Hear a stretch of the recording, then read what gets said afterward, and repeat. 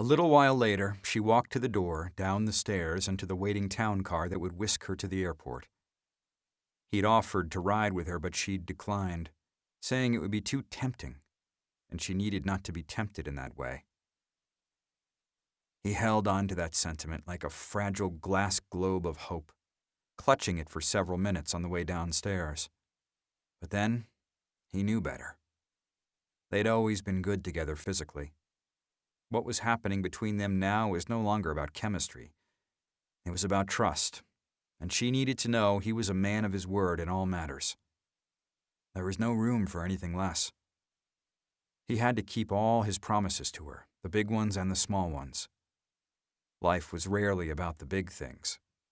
It was usually about the impact, the potentially damaging impact of the little things.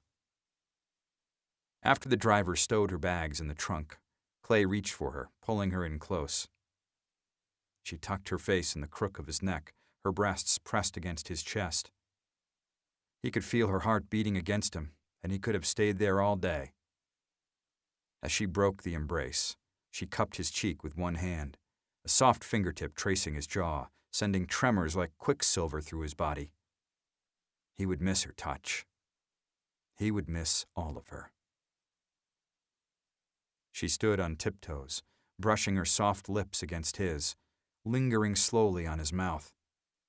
The kind of kiss that stays with you for days. The kind of kiss you never forget, because of how it tastes. Like goodbye.